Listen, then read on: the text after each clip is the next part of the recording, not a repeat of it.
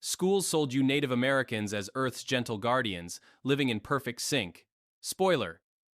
They hunted by mass cliff, pushing burned landscapes for convenience, and waged wars bloodier than any Western flick.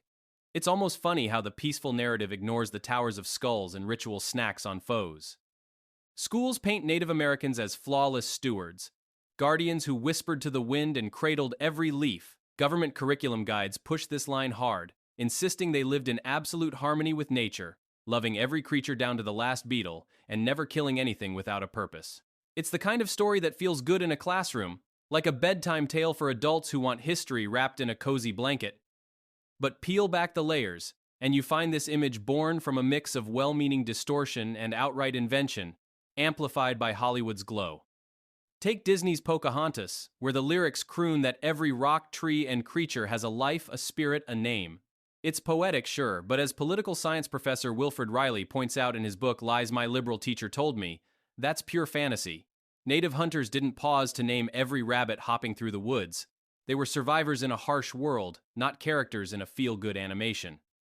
Riley calls this cult-like romanticization, turning them into great warriors and poets who floated above the messiness of real life. Yet, education systems double down, teaching kids that natives embodied environmental perfection, a narrative that ignores the complexities of human existence across cultures. This misconception roots deep in modern teaching, where the goal seems to be countering old stereotypes with new ones. Riley dismantles the claim that natives never killed for sport, noting it would mean no young warrior ever chased game just for the thrill, something we know didn't hold true anywhere humans gathered. It's objectively false, he argues, yet it persists because it fits a tidy story of innocence lost to European arrival.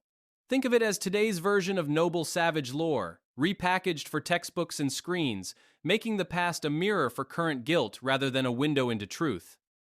The origins trace back to a shift in historical views, from jingoistic pride in the 1970s to an overcorrection that's dominated the last 4 decades. Riley sees it as a brain virus, where people cling to myths despite evidence because they want the ideal to override reality. Education and media reinforce it, creating a loop where the romanticized native becomes the default, sidelining the full spectrum of their society's achievements and flaws.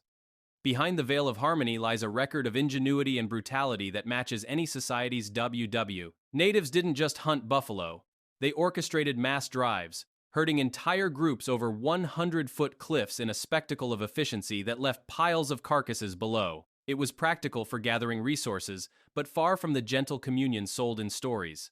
Riley highlights this as proof they were warriors and poets, yes, but also pragmatists who bent the land to their will without apology. Environmental manipulation went further with deliberate forest fires set to clear land for farming. These weren't controlled burns like modern forest management. They raged across landscapes, incinerating hundreds of thousands of small animals and slower deer in the process. Tribes caught in the path might perish too, a blunt tool for reshaping the world that contradicts the image of seamless coexistence. It's like ancient geoengineering, effective but with collateral damage that would make today's environmentalists wince.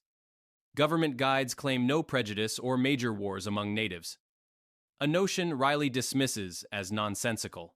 Evidence piles up from Aztec capitals, where 90-foot towers of human skulls stood as monuments to conquered enemies, each bone a trophy from battles that spared no mercy. Some groups practiced cannibalism, consuming foes in rituals that flipped the peaceful narrative on its head. These weren't anomalies, but parts of complex societies where power dynamics played out in blood, much like elsewhere in history. Slavery wove into this too, with natives capturing and holding others as symbols of wealth, a practice overlooked in classrooms fixated on European sins. Riley stresses that morality as we know it today barely existed 60 years ago, let alone centuries back, so judging solely through modern lenses distorts the full picture. It's ironic how the push for inclusion skips these details, turning history into a selective highlight reel rather than a comprehensive account. Textbooks once crowned Columbus the unblemished discoverer, sailing into glory with royal backing and a trio of ships, only to stumble upon a continent.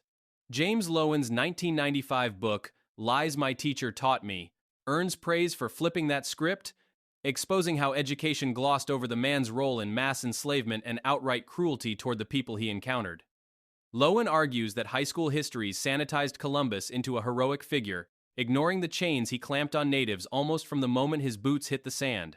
This selective storytelling turned a colonizer into an icon, while burying the human cost under layers of national myth-making. The result left generations thinking exploration meant adventure, not exploitation on a continental scale. Columbus himself documented his plans without a hint of hesitation, writing in letters that the indigenous people could extract gold from mines, prepare food, and handle all labors demanded of them. One chilling entry from his journal notes how the natives lacked iron weapons, cut themselves on swords out of unfamiliarity, and would make fine servants under subjugation by just 50 men. He shipped hundreds back to Spain as slaves, with many dying en route from disease and despair, a practice that escalated into thousands seized on Hispaniola alone. This wasn't some side effect of discovery. It formed the core of his economic pitch to funders, promising endless labor from people he deemed ripe for domination. History records these acts not as anomalies, but as the blueprint for centuries of colonial extraction. Modern classrooms rarely mention that native societies across the Americas also held slaves, treating captives from rival tribes as property and symbols of status. Tribes like the Cherokee, Choctaw, and others in the Southeast adopted chattel slavery influenced by Europeans, but pre-contact practices included war captives laboring indefinitely or facing ritual sacrifice. In the Pacific Northwest, coastal groups enslaved up to a quarter of their populations through raids, with status passed down generations. The Aztecs and Incas integrated slavery into their empires, using it for labor and tribute. This oversight in education creates a lopsided view, where only European actions draw scrutiny, as if power dynamics skipped entire continents until 1492. Wilfred Riley points out that today's moral standards, with their emphasis on universal rights, barely took shape 60 years ago, absent from most societies until recent decades. No one disputes the mutual violence between Europeans and natives, with killings flowing both ways in a cycle of retaliation and conquest. The shift in teaching flipped from the 1970s chest-thumping patriotism to an inverted lens over the past 40 years, where flaws dominate and complexities fade. This pendulum swing aims to correct old biases but risks birthing new ones, turning history into a scorecard rather than a shared human saga of ambition and error. These myths cling like a persistent infection, what Riley dubs a brain virus, thriving despite piles of contradictory evidence because believers crave the narrative more than the facts.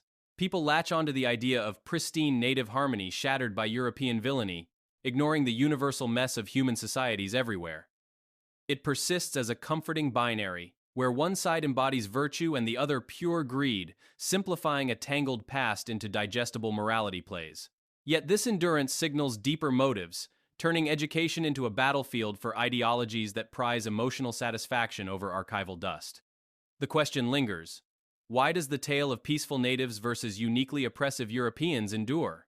Riley and host John Stossel trace it straight to Marxism's downstream currents, where class struggle morphs into cultural critiques. Colleges assign Karl Marx more than any other economist, framing Western values as inherently flawed tools of domination. This academic tilt pushes students to view history through lenses of exploitation, recasting explorers as capitalists in period costumes and natives as the original proletariat. The irony bites when these ideas, born in European salons, get repurposed to indict the very system that birthed them. Critical race theory amplifies this, swapping Marx's rich-poor divide for a white-non-white framework, positing that advantages stem from systemic racism baked into institutions. Riley defines it as communist theory retooled, with the white man standing in for the bourgeoisie, perpetuating inequality through invisible structures. Originating from the Frankfurt School's Marxist roots, it views society as perpetual conflict zones where power hides behind neutrality claims. Applied to history, it spotlights European sins while muting native parallels, creating a selective outrage that fuels debates but starves nuance. Leadership classes harbor this disdain, Riley speculates, with many affluent figures resenting their own societal foundations, perhaps echoing personal rebellions against authority. Teachers, Stossel adds, often push these myths from good intentions, aiming to include minorities by elevating their ancestors above reproach. The result crafts an inclusive illusion, but at the cost of truth, where well-meaning distortions harden into dogma. It's almost amusing how efforts to humanize one group end up caricaturing everyone else, proving history's greatest joke is on those who rewrite it. Education needs balance, not selective amnesia. Teachers push America's flaws hard, but they should admit those sins echoed worldwide, from slavery chaining empires to wars carving borders in blood and environments reshaped without remorse. Every society dipped into that well, natives included, turning land and lives into tools for survival. The real oversight hides the flip side, where the West dragged humanity forward in the last century, fixing messes others ignored. Progress didn't sprout from guilt, it came from systems that rewarded innovation over stasis. The good news rarely hits blackboards. Western ideas sparked global uplift, pulling billions from poverty's grip while patching the planet's wounds. Capitalist nations, vilified as exploiters, flipped the script by enforcing rules that curbed old brutalities. Take the Geneva Conventions, inked in 1949, declaring you couldn't torture prisoners who just aimed rifles at your head. That moral leap, barely a lifetime ago, marked a shift from universal savagery to something approaching restraint, led by the same societies now painted as eternal villains. Yet capitalism's maligned engines drove the change, lifting economies and shielding ecosystems better than any pre-modern harmony. The world improves not despite the West, but because of it, with poverty lines retreating and green policies spreading. They ought to teach that, rounding out the story instead of cropping it to fit agendas. History demands the full frame, warts and wins alike. Or it becomes just another myth. From romanticized stewards to skull towers and cliff dives, the native narrative shatters under scrutiny, revealing humans as flawed everywhere. Myths persist via ideological filters, but truth cuts through. Western progress flipped brutality into conventions and prosperity, a turnaround no society matched alone. Subscribe to Histories and Native Tales for more unflinching dives. Comment your take below.